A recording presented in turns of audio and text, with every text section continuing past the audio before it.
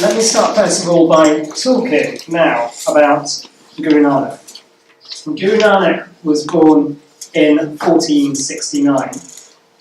He was the founder of the Sikh faith and the Sikh tradition, and this year marks the 550th anniversary of his birth. It's a big year for the Sikh community. Celebrations are year-long. There are lots of discussions about what those celebrations will entail. His birthday, although it took place on the 15th of April, it's celebrated 2 weeks after Diwali. And the reason why it's celebrated 2 weeks after Diwali is because Diwali is the darkest time of the year. It's considered by the subcontinent to be also the darkest time in the year, but it's also celebrated, if I remember correctly, at the new moon. Guru Nanak, his birthday is celebrated on the full moon, the first full moon after Diwali. So it's the idea of light emerging from darkness, and it ties into the Diwali story of good versus evil, overcoming the darkness in the world, and having a major light emerge that then leads the world, leads the community.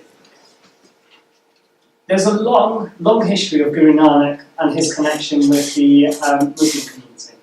One of the very first words that Guru Nanak is said to utter after emerging from a river where he had disappeared. He was about the age of about 20, I think. He was around the age of 30. And when he re-emerged after a few days of going missing, lots of family members, lots of local villagers and townsfolk trying to find him in this river in the area of Sultanpur Lodi, which is in Punjab, Indian Punjab. When he emerged, he uttered the Mool Mantra, which is the very first prayer within the Sikh faith, within the Sikh scriptures. But he also uttered words which were Na koi Hindu, na Musalman. And by those words he was saying there is no Hindu, there is no Muslim. He wasn't saying that those religions don't exist. He wasn't saying that those individuals don't exist. What he was saying was that, first and foremost, we are humans. We are equals. We have an equality in identity. We have an equality in faith. As long as we practice our faiths as we should practice them, and as our faith tells us we should practice them, then there is no difference between us. One of his closest friends was a person called Mardana. Mardana was 10 years older than him. They met whilst Guru Nanak was in that area of Punjab, in that region. And they became very close. Now, Mardana remained a Muslim until the day he died. However, he was also Guru Nanak's most loyal disciple. Now again, this might cause questions of, well, how can someone be a Muslim and yet be a disciple of a Sikh Guru? In order to understand that, you need to understand the cultural context of religious identity in medieval India, where there was a great deal of fluidity. There was this idea of, and it existed until perhaps 150 years ago. It existed until the British Empire and the British India suddenly took hold. And it's this idea of, well, you can belong to one faith, but that doesn't mean that you can't have respect and affection for another faith, and have engagement with people of other religions, other beliefs, and have religious dialogue, and understand other people's faiths, but at the same time remain true to your own. Now, Mardana was a musician. He played the rabab. So, as you can see there, he's playing the rabab in that particular pose, and you have Guru Nanak singing shabad, singing recitations, singing verses that he's composed himself. That became a very close relationship between the two of them. And Guru Nanak was with Mardana until the day that Mardana died. I should come to that later on. But that gives you a bit of an idea as to Guru Nanak and the relationship that he had with what effectively you could call his best friend. Mardana had never gone on Hajj. He had never been to Mecca. And that was something that he had wanted to do. But he did go travelling on very many occasions with Guru Nanak. And Mardana, I believe, was with Guru Nanak for virtually all of those travels, if not all. The travels started in 1500 AD, or CE, and there were 4 different udasis. The travels are described as being udasis. There were 4 different journeys that he went on. He effectively went north, east, west, south, and covering an area of more than 28,000 kilometres during those tours. And he travelled for about 24 years or so.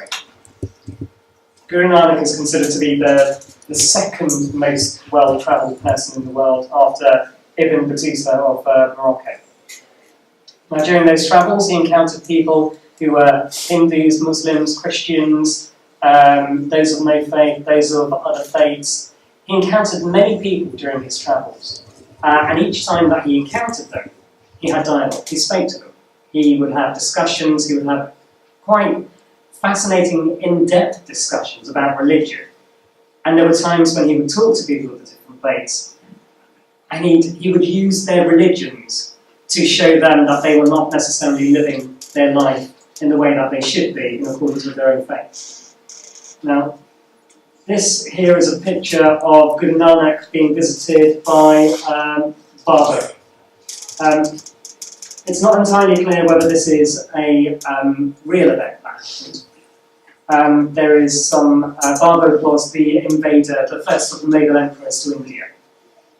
And there is a composition known as the Baburnama, which talks of how, upon Babur's entry to India, he has almost ripped it apart, ripped the soul of India apart by the manner in which he destroyed lots of areas, killed thousands upon thousands of people upon the invasion to take over from the Sultanate that was in charge at that time.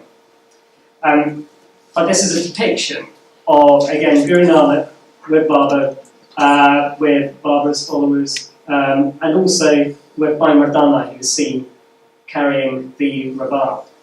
So even when an emperor is present, Guru Nanak is seen to be with his trusty friend. And that's an important thing to bear in mind.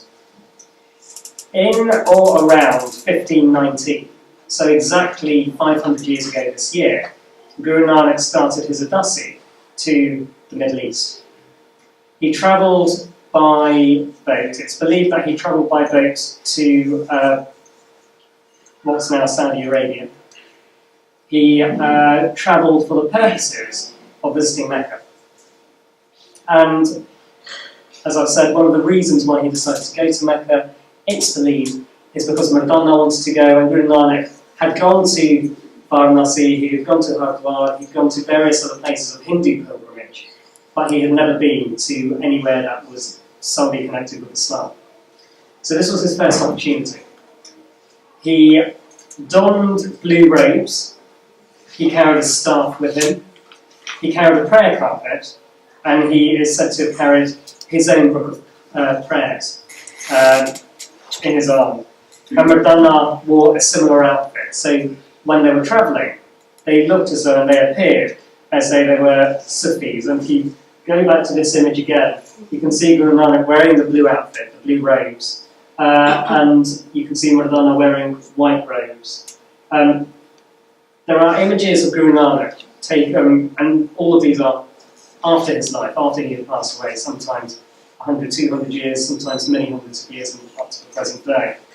And so you can see Guru Nanak being depicted in various different guises. Sometimes he looks more Hindu, sometimes he looks more Islamic. And if I take you to the very final image, let me just go back to that. Here. Let me get that up properly. You can see there, he's depicted wearing robes which are inscribed with Arabic text. And those are robes which, I'm not entirely sure what the Arabic text says, and it may well be that someone else in the room has a better idea than I do. I think it's slightly blurry, so perhaps not. But there is a robe which he is known to have been given during his travels to the Middle East and to Arabia, which are still held in India, in the Gurdwara. And they've been kept there throughout. The inscription is still upon those robes. It may well be that there's more information about this. I haven't been able to find that information for today, but there is a lot of information, a wealth of information out there about Guru Nanak and his relationship with the Muslim community. So there we are. We have someone who is dressed as a Sufi, going with someone who is a Muslim, and going to Mecca. When he arrived on the shores of Arabia, he arrived at Jeddah. And from Jeddah, he walked to Mecca. When he arrived at Mecca, he rested outside the precincts of the Kaaba. So he rested outside the Grand Mosque. And there was a mosque where pilgrims from India were said to rest when they came for Hajj. So he was there. He rested. And the keeper of the mosque was somebody by the name of Mullah Jiwan.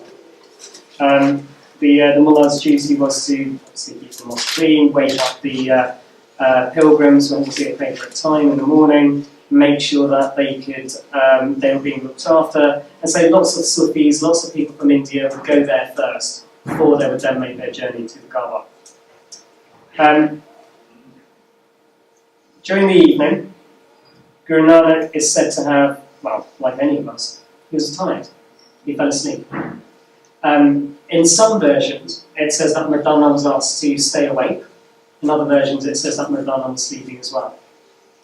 Whilst Guru Nanak was sleeping, Mullah Jiwan saw him and saw that Guru Nanak's feet were stretched in the direction of the Kaaba. Now, again, some people say stretching your feet in the direction of the Kaaba, that's haram, that's a big no-no, you do not do that. But there he was sleeping, stretching his legs in that direction.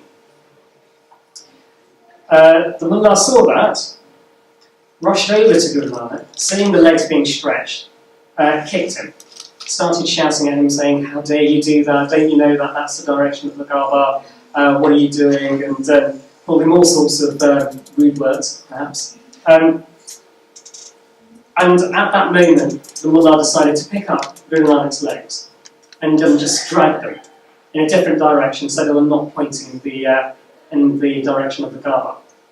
At that moment, it's said that when the Mullah took Guru Nanak's legs, put them down in another direction, he looked in that direction and he saw the Kaaba there once again. He moved them again. The Mullah picked up the legs, moved them in a different direction, placed them on the floor, and again he turned around and he saw that the Kaaba was still in the direction where the Guru's legs were pointing. He became very confused. And Guru Nanak said to him, "My friend, the Prophet Muhammad, peace be upon him, said, and to Allah belongs the east and the west. So wherever you turn, there is the face of Allah. Indeed, Allah is all-encompassing and knowing." And that's a quote from the Quran. That's 215. And after saying that, Guru Nanak is said to have said, "Just put my legs in the direction where God doesn't exist." And that was enough for the Mullah to realise that actually the point that Guru Nanak was making, that God is everywhere. God is omnipotent, God is omniscient. There is no direction where God doesn't exist. That was something that suddenly had an impact on the Mullah. And at that moment, he sat down and started to talk to him. And that was when the dialogue occurred between the Mullah, between others who had suddenly woken up within this mosque, within the precinct. And there was suddenly a gathering around Guru Nanak, sat there talking about God, the meaning of God. Where is God? Where is Allah? What is the existence of God? What is the existence of humanity? And it became an interesting and in-depth conversation. the mullah then apologised for his harsh language, and after that, there was a sense of Guru Nanak becoming seen by some to be an important spiritual leader who has arrived in Mecca. Now, obviously, the idea of the Mecca movement is something that many people would find in this room, I'm sure, heretical. They'd say, how could that happen? How can one person, simply by their feet moving, allow the Mecca to move? Now, there are two things that one can say on that point. The first is, it could be a metaphorical description of what happened. Of Guru Nanak saying, point my feet in the direction where Allah is not, where God is not. The other is an interesting story, and it's about Hazrat Rabi'a Basri. Now, Hazrat Rabi'a Basri was someone who I understand was alive just 100 years after Muhammad had passed away. She was on her way to Mecca, and when she was halfway there, it said that she saw the Kaaba coming to meet her. She said, "It is the Lord of the house whom I need. What have I to do with the house? I need to meet with him who said, who approaches me by a span's length, I will approach him by the length of a cubit. The Kaaba which I see has no power over me. What joy does the beauty of the Kaaba bring to me?" And at the same time, there was a Sufi saint by the name of Hazrat Ibrahim bin Adam, who arrived at the Kaaba, but when he arrived, he couldn't see it. He'd spent 14 years travelling, stopping to pray at various pilgrimage sites before arriving at the Kaaba, and when he arrived at the Kaaba, it wasn't there. He thought something had happened to his eyesight and said, "Alas, what has happened? It may be that some injury has overtaken my eyes." And an unseen voice said to him, "No harm has befallen your eyes, but the Kaaba has gone to meet a woman who is approaching this place." And at that moment, Hazrat Rabi'a is said to have arrived and the Kaaba is said to have returned to its rightful place. So that's a miracle which is stated within Islamic history as occurring just 100 years after Muhammad's time. And that is used as a way of saying, well, it could have happened. It could have happened, not when Kaaba moved, when the Gurus later moved. Now, some of the other discussions that happened during that time saw the Qazis, several Qazis coming to speak to Guru Nanak. He spent a period of time in Mecca. It's not known exactly how long he spent. But during that time, he had these discussions. He has this dialogue with the Qazis. He talks about religion, identity, what it means to be a person of faith. And he is asked a question. One of the Qazis sees the Kitab he's carrying, the book, and they say, "Open your book and tell us who is great in religion, in matters of religion, Hindus or Muslims." And Guru Nanak's response was, "Listen, Hajis, without virtuous living, both are doomed. Hindus and Muslims who quarrel on the question of faith, each thinking their God to be exclusively their own and superior to that of the other, lead a life of false faiths, which like fading colours have a deceptive brightness. To quarrel in the name of God and religion, to think Allah and Ram are different, to hate and condemn others through willful misunderstanding, is the path of Satan and not the path of truth." And that verse, I understand, is contained within the Guru Granth Sahib. It's a verse which is read within the Sikh scriptures. And it is all about this idea that the religions have different paths. They have different ways of believing. They have different ways of doing things. But that difference in itself should be a cause of celebration. And that is a difference where people should be proud of their own identity. By being proud of being Sikh, being here with all of my Muslim brothers and sisters, and yet being proud of those religions of the others, and understanding that there is difference. We should acknowledge that difference. We should know what that difference is, but at the same time we should be proud of our own identity and not condemn the identities of others. Guru Nanak, after spending time in Mecca, is said to have been asked by some of the people of Mecca to leave behind an item So he's said to have left behind one of his sandals, which is kept and revered by some of those living in Mecca for a while. It was said to still be in existence in Mecca about 100 years afterwards. After that, it's not known what happened to that wooden sandal. Guru Nanak then travelled from, and if I take you here, so again, this is another depiction of Guru Nanak and Mardana. And here you can see Guru Nanak dressed more in what appears to be Islamic clothing or Islamic style clothing. And here is Guru Nanak, a depiction of Guru Nanak at the Kaaba, at the Grand Mosque, speaking to the various Sufis and Ghazis and Mullahs and giving his discourse, explaining his understanding of what it means to believe. Now, on the way back from Mecca to Punjab, he stopped off at Baghdad, he stopped off at Kandahar. Those are the stops that we know were taken. And in Baghdad, Mardana fell ill. Mardana was 10 years older than Guru Nanak. Guru Nanak was about 50, 52 at this time, Mardana being in his mid-60s. Mardana sadly passed away in Baghdad. He is buried about 2.5 miles away from Baghdad's main train station. And there is, it's understood that there's an inscription on the grave which says that